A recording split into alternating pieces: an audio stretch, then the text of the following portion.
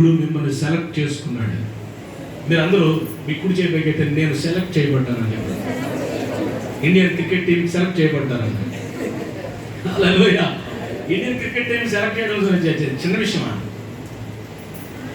అటు కాశ్మీర్ నుండి కన్యాకుమారి వరకు ఎన్ని రాష్ట్రాలు మర్చిపోయారు ఇప్పుడు ఈ మధ్యన? 29 రాష్ట్రాల నుంచి 11 మందో లేదా 15 మందో సెలెక్ట్ చేయడం చిన్న విషయమా? ఇంతమందిలో నీవు ఎంపిక చేయబడ్డావు, నువ్వు ఏర్పాటు చేయబడ్డావు, నువ్వు స్పెషల్ పర్సన్వి, నీ పట్ల ప్లాన్ ఉంది, నిన్ను దేవుడు ఏర్పాటు చేసుకున్నాడు. నీవు నీ జనరేషన్లో, నీ కాలంలో నీవు ఫలం ఇచ్చే చెట్టు వల్లే ఉండాలి.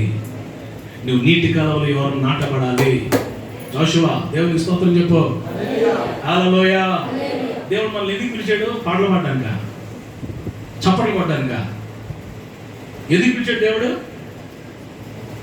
మన కాలమందు ఫలించి చెట్టు వలె ఉండడానికి. చప్పట్లు కొట్టడానికి కనుక.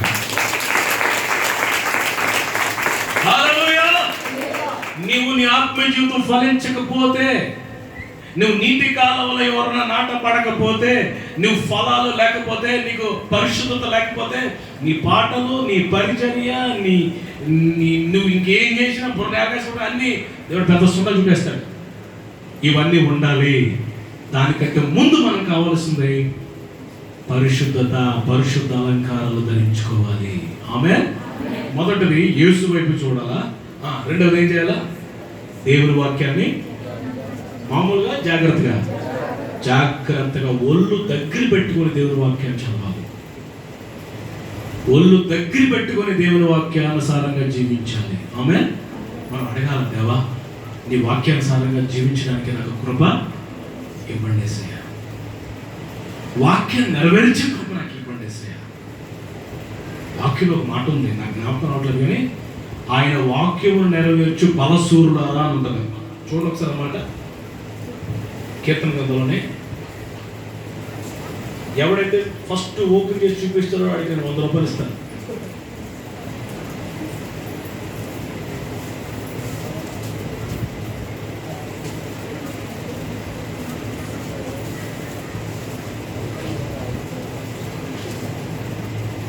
ఆయన వాక్యము నెరవేర్చు బలశూరులారా.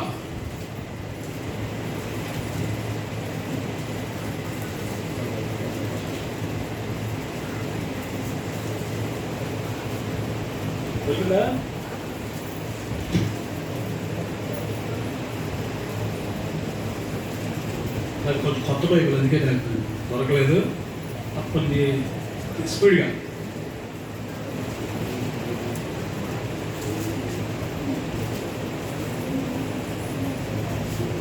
ఆశ్రమ్ గారు ఏమంటే బైబిల్లో ఉందా?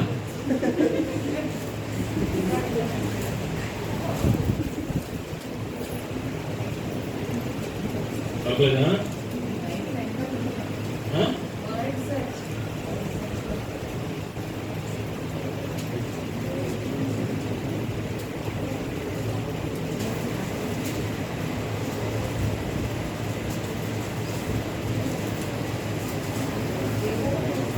దొరికిందా?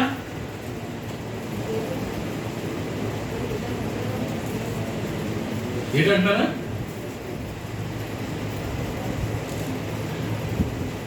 దేవునికి స్తోత్రం. సరిగా దొరికారు.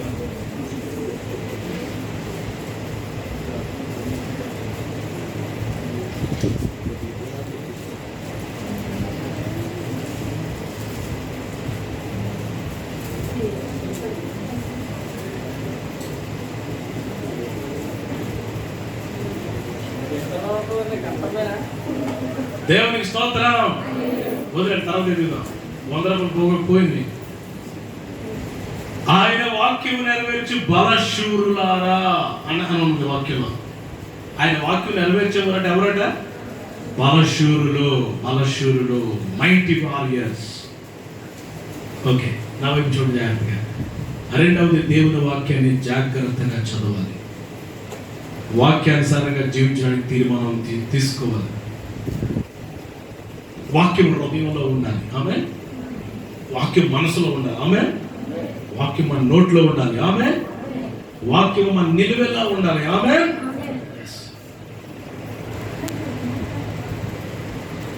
ఓకే, మూడవ టిప్, థర్డ్ టిప్, పరిశుద్ధంగా జీవించడానికి మనం కలిగి ఉండాల్సిన థర్డ్ టిప్, మూడవ టిప్ ఏంటంటే హోలీ ఫెలోషిప్. అన్నాడు ఇంగ్లీష్లో పరిశుద్ధ సహవాసం. చెప్పండి, ఏం కావాలా? ఎవరితో సహవాసం? పరిశుద్ధులతో సహవాసం. దేవునితో ఎలా మన సహవాసం ఉంటుంది? పరిశుద్ధులతో సహవాసం కలిగి ఉండాలి. పరిశుద్ధులు సినిమా చుట్టూ తిరిగే వారితో సహవాసం చేస్తే 6 నెలలు సహవాసం చేస్తే అప్పుడు 6 నెలలు సహవాసం చేస్తే వారే వీరే వారు. మా ఊర్లో ఒకడు ఉండేవాడు, సంజీవకంలో ఒకడు. వాడు రక్షణ పొందక ముందు పేకాట భయంకరంగా ఆడేవాడు. పేకాట ఆడడం తప్ప కదా? మాట్లాడేటండి. సెల్ ఫోన్లో రమ్మీ ఆడడం తప్ప కదా? మాట్లాడలేదు, తప్పే. క్రికెట్ బెట్టింగ్ తప్ప కదా? మాట్లాడలేదు. మీరు ఎవరన్నా ఎట్లా లేదు కదా? ఇంకా రకరకాలు ఉన్నాయి. డబ్బులు ఆటలాడే గ్యాంబ్లింగ్ అంటారు దాన్ని. ఈజీ మనీ భయంకరమైన శాపాన్ని తీసుకొస్తుంది. జాగ్రత్త. No, we should not do that. Okay, packet ఆడేవాడు అక్కడ ఉండేవాడు, భయంకరంగా ప్యాకెట్ ఆడేవాడు, రక్షణ పొందాడు. ఇప్పుడు రక్షణ పొందిన తర్వాత ప్యాకెట్ ఆడే వాళ్ళ దగ్గరికి వెళ్ళట్లేదు, మానేశాడు. మంచిదే. కానీ ఒకరోజు ఆ ప్యాకెట్ ఆడే కుర్రోళ్ళ దగ్గర నాకు కనిపించాడు. నేను అన్నాను, ఒరి నువ్వు రక్షణ పొందావు కదా, మళ్ళీ ప్యాకెట్ ఆడే వాళ్ళ దగ్గర ఎందుకు వెళ్తున్నావు అంటే, ఏం లేదన్నా నేను ప్యాకెట్ ఆడట్లేదు. మరి ఎందుకు వెళ్ళావునంటే, ఇంకేం లేదు, వాళ్ళు నశించిపోతున్నారు, నరకానికి పోతున్నారు, వాళ్ళకి నెమ్మదిగా వాక్యం చెప్తామని వెళ్ళాను అన్నాడు. ఆ ప్యాకెట్ ఆడే వాళ్ళకి ఏం చెప్తాడంట?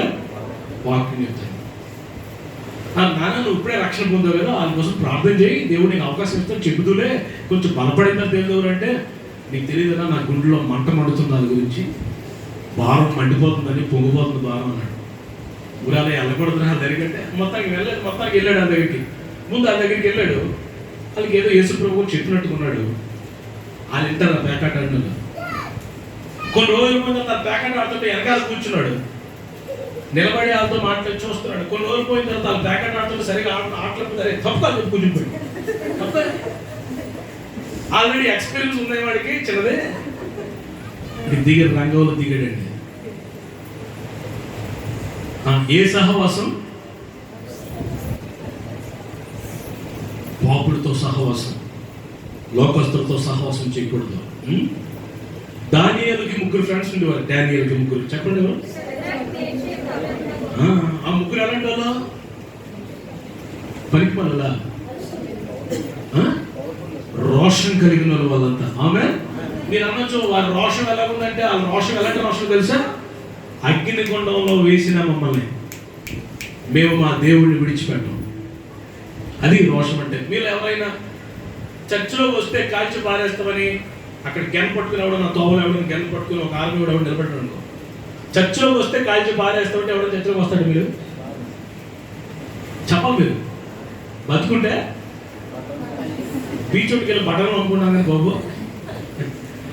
కానీ ఈ యవనస్తులు ఎలాంటి వాళ్ళంటే, షడ్రక్ మేషక్ అభ్యర్థులకు ఈ యవనస్తులు ఎలాంటి వాళ్ళంటే, బ్రతుకుడు క్రీస్తే చావు అయితే లాభం.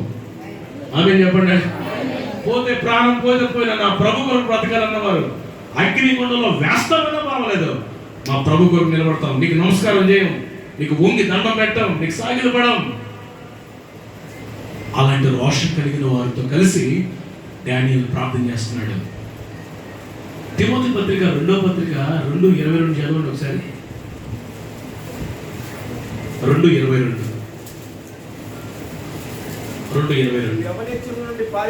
నీ వ్యవనేచ్ఛల నుండి పారిపోము.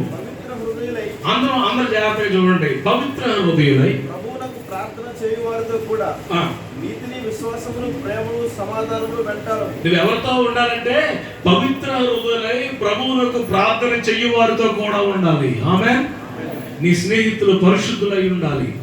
నీ స్నేహితులు రక్షణ పొందిన వారై ఉండాలి. ఆమేన్. గట్టి హల్లెలూయా. ఆర్మీ సెలక్షన్కి వెళ్తాం, ఏంటంటే ఉండాలన్నా?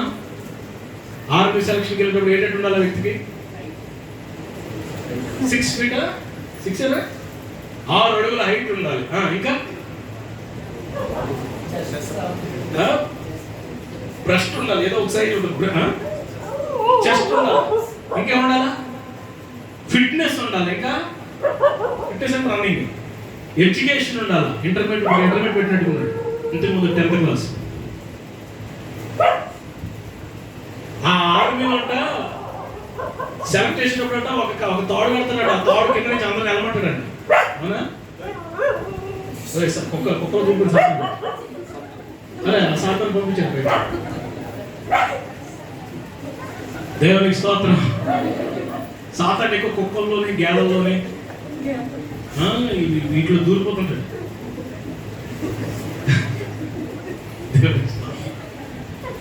హల్లెలూయా.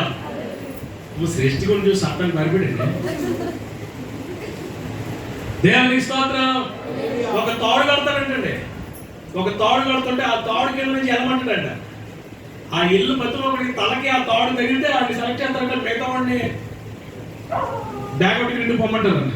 అవునా కాబట్టి కొన్ని క్వాలిఫికేషన్స్ ఉండాలి ఆర్మీకి రావాలంటే. నువ్వు దీవించబడాలంటే నువ్వు సహవాసం కావాలి. నువ్వు ఎవరితో సహవాసం చేయాలో వారిలో కొన్ని క్వాలిఫికేషన్స్ కావాలి. మొదటిది, ఆ వ్యక్తి రక్షణ పొంది ఉండాలి. ఆమె. రెండవది, మంచి సాక్షి కలిగిన వాడు అయి ఉండాలి. మూడవది, ప్రార్థనా పరుడు అయి ఉండాలి. తల్లిదండ్రులకి విధేయులై ఉండాలి. మీకు అక్కడ దూరిపెడు మళ్ళా. దేవునికి స్తోత్రం చెప్పండి గట్టిగా. హల్లెలూయా. వాక్యం ఒక మాట ఉంది, ఏంటో తెలుసా? మీరు దీర్ఘాయుష్మంతులు అన్నట్లు మీ తల్లిని తండ్రిని సన్మానించమంటే దండేసి సాల్వ్ కాకున్నాడు కాదు. సన్మానించడం అంటే దండేసి సాల్వ్ అయ్యే కూర్చోబెట్టి అది కాదు.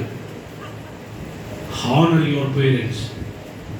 తల్లిదండ్రుల్ని సన్మానించి ప్రేమించి కనపరిచే వారితోనే సహవాసం చేయాలి మనం. ఆమె.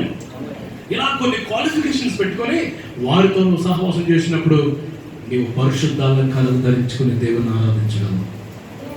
ఆమె చెప్పండి గట్టిగా. ఈ రోజుల్లో యవనస్తులకి పవిత్రత చాలా తగ్గిపోతూ ఉంది. సాతానుడు ఏం చేస్తాడంటే ఇంప్యూరిటీ అంటే అపవిత్రతను ఇంజెక్షన్ చేస్తున్నాడు. గమనిస్తున్నారా? పాపం కాదనుకుంటున్నారు కొన్ని. నేను ఇక్కడ చెప్పని పరిశుద్ధ స్థలంలో ఉండి కొన్ని పాపం కాదులే అనుకుంటున్నారు. పాపం శాపగ్రస్తమైన జీవితంలోకి వెళ్ళి సర్వనాశనం చేసుకుంటున్నారు కుటుంబాలు, జీవితాలు. నా ఈ సుమారు 24-25 సంవత్సరాల సేవ పరిచర్యలో కొన్ని వేల మంది యవనస్తులను నేను చూశాను. రోషంగా ప్రభు కొరకు పవిత్రత కలిగి జీవించిన వారు ఎప్పుడు ఆ ఉన్నతమైన మెట్టులోనే ఉన్నారు. ఆమె. మీరందరూ ఉన్నతమైన మెట్టులో ఉండాలని నా ఆశ. రోషంగా బ్రతకండి ప్రభు కొరకు. ఆ పవిత్రతని మెట్టు దిగి కిందకి రావద్దు. నష్టమైన కష్టమైన ప్రభు దీవించే వరకు ఆగండి, ప్రభు ఆశీర్వదించే వరకు ఆగండి. ఓకే. పరిశుద్ధ సహవాసం అనండి. ఎవరు సహవాసం? యెహోషువ తెలుసు కదా, జాషువా. బైబిల్లో జాషువా ఒక ఫ్రెండ్ ఉండేవాడు. ఎవడు ఆయన ఫ్రెండ్ పేరు? జాషువా ఫ్రెండ్ పేరు కాలేబు. తెలుసు మీకు? కాలేబు అనే జాషువా ఫ్రెండ్ అలాంటి వాడండి. కాంతరాజు గారు మామూలుడా? మామూలుడు కాదు అంటే కానాను దేశాన్ని వేగు చూసి వచ్చాడు. Praise the Lord. యెహోషువ కాలేబులు ఇద్దరే కానానులో ప్రవేశించారంట. ఇద్దరే. ఆ ఐగుప్తులో మొదలెట్టిన వారిలో ఇద్దరే. అంటే ఆ తర్వాత అరణ్యంలో పుట్టిన కొంతమంది వచ్చారనుకోండి, కానీ అక్కడి నుంచి మొదలెట్టి కానానులో ప్రవేశించిన వారు ఇద్దరే. ఎవరి పేరు చెప్పండి? యెహోషువ ఫ్రెండ్ కాలేబు. దేవుని స్తోత్రం చెప్పండి కనుక. హోలీ ఫెలోషిప్, పరిశుద్ధ సహవాసం. ఇది చెప్పండి. మొదలు చెప్పండి. టిప్పు యేసు వైపు, సాక్షి సమూహం వైపు చూడాలి. రెండవది వాక్యాన్ని జాగ్రత్త. ఆ మాట వదిలేకండి. వాక్యాన్ని ఎలా చదవాలి? ఒళ్ళు దగ్గరెట్టుకుని చదవాలి. మూడవది పరిశుద్ధ సహవాసం. నాలుగవ టిప్పు ఏంటంటే కనిపించిన ప్రతి ఒక్కడికి నువ్వు సాక్ష్యం చెప్పాలి. నీ సాక్ష్యం ఏమి చెప్పాలి? నేను రక్షణ పొందాను, నేను బాప్టిజం పొందాను, నేను మారు మనసు పొందాను, నా పాపాలు ఒప్పుకున్నాను అని నువ్వు సాక్ష్యం చెప్పావు అనుకో, ఎవడు నీ జోలికి రాడు, నువ్వు పాపం చేయడానికి కూడా భయపడతావు. ఆమె ఏం చెప్పాలి? సాక్ష్యం. గట్టి చెప్పండి, ఏం చెప్పాలి? సాక్ష్యం. మనం సాక్షులై ఉండాలి. సాక్షులు అంటే మనం వేసుకునే సాక్షులు కాదు, సాక్షులై ఉండాలి. Be witness. ఒక మాట నేను ముగించా, టైం అయిపోయింది. ప్రకటన 12వ అధ్యాయం చూడాలి ఒకసారి. 12వ అధ్యాయము 11వ వచనం. వారు గొర్రెపిల్ల రక్తమును బట్టి అందరు తిరిగి ప్రకటన గ్రంథం అంటే పాత నిబంధనలు ఉండదు. మీరు ఎంత ఎదిగినా పేపర్లు చిరిగిపోతాయి కదా. ప్రకటన గ్రంథం 12 చదువురాడు 11వ వచనం. వారు గొర్రెపిల్ల రక్తమును బట్టి. సెల్ ఫోన్ చదువుతున్నావా, బైబిల్ చదువుతున్నావా? బైబిల్ తెచ్చుకోవాలి వచ్చే ఆదివారం నుంచి. అందరి చేతిలో మీరు బైబిల్లో సెల్ ఫోన్లో చూడొద్దు. ఇక్కడ అది మీకు ఆశీర్వాదం కాదు. ఈ తెరవబడిన బైబిల్లో, ఓపెన్ బైబిల్లోనే మనం చదవాలి. రాయబడింది దేవుని సేవకులు ప్రవక్తలు రాసిన వాక్యాన్ని చదవాలి. చదవరా? ఈ తెరవబడిన బైబిల్ కలిగిన వారు గడి చదవండి. వారు గొర్రెపిల్ల రక్తమును బట్టి, ఆ మాట అండర్లైన్ చేసుకోండి అందరూ. తాము ఇచ్చిన సాక్ష్యమును బట్టి, అంతేనండి, వాడిని జయించి ఉన్నారు. Praise the Lord. తాము ఇచ్చిన సాక్ష్యం అనండి. నువ్వు ఎక్కడికి వెళ్ళావు, ఇమీడియట్ గా నువ్వు చెప్పాల్సిందేంటి? మీ పక్కలో తిరిగి మీ సాక్ష్యాన్ని అందరితో చెప్పాడు. మీ సాక్ష్యం అందరితో చెప్పాడు అన్నాడు. హల్లెలూయా. తెలిసినోడికి తెలియనోడికి అందరికీ మీ సాక్ష్యం చెప్పాడు. దేవుని స్తోత్రం చెప్పండి గట్టిగా. ఇప్పుడు మీరు ఏం చెప్పేశారు? అందరికి ఏం చెప్పేశారు? అప్పుడు ఏం చెప్పేశారు? సాక్ష్యం చెప్పేశారు. ఏమని? నేను పాపాలు ఒప్పుకున్నాను, నేను రక్షింపబడ్డాను, మారు మనసు పొందాను, పరిశుద్ధులయ్యాను అని అందరికీ ఏం చెప్పేశాం? ఇప్పుడు రేపన్న రోజు వాళ్ళు కనిపించినప్పుడు వాళ్ళ ముందు పాపం చేయగలమా మనం? ఎందుకు చేయలేం? అప్పటికే ఏం చెప్పేసాం వాళ్ళకి? నువ్వు చెప్పిన సాక్ష్యం నువ్వు పాపం చేయకుండా కాపాడుతుంది నేను. ఆమె ఏం చెప్పాలి? నేను ఇంటర్మీడియట్ జాయిన్ అయ్యాను కృష్ణా కాలేజ్, విశాఖపట్నం పెద్ద కాలేజ్. అప్పుడు నెంబర్ 1 కాలేజ్. నాకు సర్టిఫికెట్లో ఇండియన్ క్రిస్టియన్ ఓసియన్ ఉండడం వల్ల నాకు సీట్ ఇవ్వలేదు. అప్పుడు మా మామయ్య బలమపురం కలెక్టర్తో ఫోన్ చేయించాడు. కలెక్టర్ గారు ఫోన్ చేస్తే నా అప్లికేషన్ ఎక్కడో కింద ఉంటే తీసి ఆ ప్రిన్సిపల్ గ్రీన్ పెన్తోనే admit him as a special case అని రాసి సీట్ ఇచ్చారు నాకు. దేవుని స్తోత్రం చెప్పండి. కలెక్టర్ గారు ఫోన్ చేశారు నా కోసం. ఆ కాలేజీలో నాకు సీట్ వచ్చింది. మీరు నమ్ముకుంటున్నారా? నా బ్యాగ్ ఎప్పుడు బైబిల్ అప్పటి నుంచే, అప్పుడు రక్షణ పొందాను కదా. మీరు నమ్మండి, ఈ టెక్నిక్ అప్పుడు నుంచి వాడాను. ఇలా కాలేజీకి వెళ్ళగానే నా పక్కోడికి ఈ పక్కోడికి అందరికి సాక్ష్యం చెప్పేసాను. ఏంటంటే నేను రక్షణ పొందాను, నేను మారు మనసు పొందాను, పాపలు ఒప్పుకున్నాను. మీరు నమ్మండి, ఒక్కడు కూడా నన్ను టచ్ చేయలేదు. మొన్న 25 సంవత్సరాల తర్వాత డిగ్రీ అయిపోయిన 25 ఇయర్స్ దాన్ని ఏ సెలబ్రేషన్? Silver Jubilee celebration. మా డిగ్రీ సెలబ్రేషన్కి వెళ్తే 25 సంవత్సరాలు దాన్ని మర్చిపోతాం కదా. ఆ ఫ్రెండ్స్ అంటున్నారు, ఎలీషా అప్పుడు నువ్వు ఎలా బ్రతికావో, రోషంగా బ్రతికావో ఇప్పటికి మాకు గుర్తుంది అంటున్నారు వాళ్ళు. అందరికీ సాక్ష్యం చెప్పేశాను. అందరూ నాకు కొత్త పేరు పెట్టారు కాలేజీలో తెలుసా? మిస్టర్ హల్లెలూయా. నా పేరు చెప్పారు హల్లెలూయా. అలా అందరూ చెత్త మాటలు మాట్లాడుకునేవారు. నేను వెళ్తే అందరూ ఆగిపోయారా, అల్లి వస్తున్నాడు రా ఆడు, అమ్మ తేడా, మనం తేడా ఉండకూడదు రా, జాగ్రత్తగా ఉండేవారు. సెట్ అయిపోయారు అందరూ. పిల్లరా అలా రోషంగా ప్రభు గారు బ్రతకడం వల్ల నా ప్రభు నన్ను ప్రపంచమంతా ఊరేగించాడు. దేశం అనేక ప్రాంతాలకి చిన్న వయసులో కొన్ని వేల మంది మధ్యలో నిలబెట్టి అద్భుతాలు, ఆశ్చర్యకాలు చేసి గొప్ప సేవ జరిగిస్తున్నాడు, ఇంకా జరిగిస్తున్నాడు. ఆమె రాబోతున్న దినాల్లో ఇంకా. నాకు ఒకటే ఒక ఆశ, 80 సంవత్సరాలు బ్రతకాలి. 80 సంవత్సరం వరకు అంటే ప్రభు అక్కడ ఆలస్యం. ఆ రోజు లాస్ట్ మూమెంట్ వరకు దేవుని సేవ చేస్తూనే ప్రభు దగ్గరికి వెళ్ళిపోవాలి. హల్లెలూయా. హల్లెలూయా. సాక్ష్యం చెప్పండి, అందరికీ సాక్ష్యం చెప్పండి. ఎన్నైనా చెప్పిన బోల్డెన్ ఉన్నాయి. చివరిగా ఐదోది ఏంటో తెలుసా?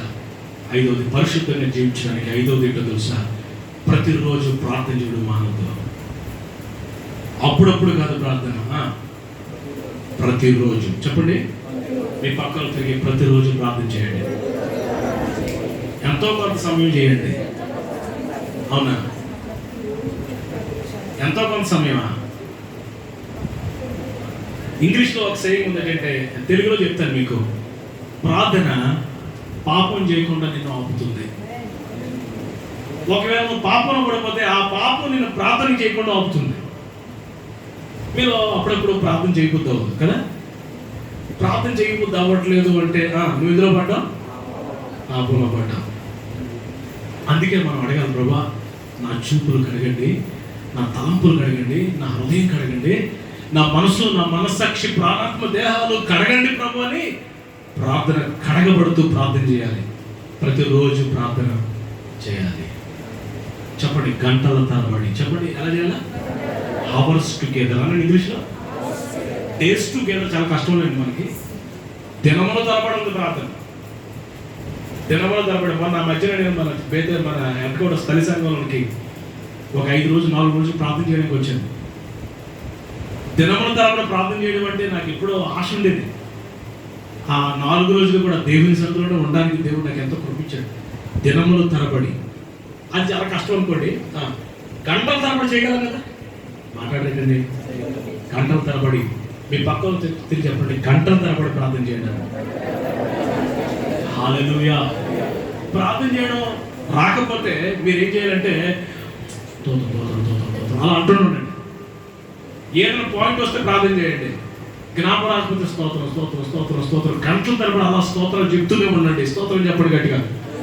మనం ఆయన సన్నిధిలో గడపడం ప్రాముఖ్యం, ఆయన సన్నిధిలో కూర్చోవడం ప్రాముఖ్యం. ఆమె నేను చేస్తాను. బైబిల్ మూసాను, మీరు కూడా బైబిల్ మూసాను. అవునా? అయిపోయింది. హల్లెలూయా. యేసు ప్రభువు ఒక యవనస్తురాలతో ఒక మాట అన్నారు. ఏంటో తెలుసా? మార్తా మార్తా, నువ్వు అనేకమైన పనుల చేత చాలా తొందరపడుచున్నావు, అవసరమైనది ఒకటే. ఏమన్నారు? అవసరమైనది. ఏంటి అవసరమైంది? నా పాదం దగ్గర. మరియా యేసు ప్రభు పాదం దగ్గర కూర్చుందంట. మార్తా ఎక్కడుంది? కిచెన్లో, వంటగదిలో ఉంది. యేసు ప్రభు వారికి వంట వార్పులు వడ్డింపులు ఇవి కాదు. యేసు ప్రభు వారికి ఏది ఇష్టం తెలుసా? ఆయన పాదం దగ్గర కూర్చోడం. మీ పక్కన తిరిగి చెప్పండి, వంట వార్పులు వడ్డింపులు మిగతా అవసరంతా దేవునికి ఇష్టం లేదని చెప్పండి. దేవునికి ఇష్టమైంది ఆయన పాదాల దగ్గర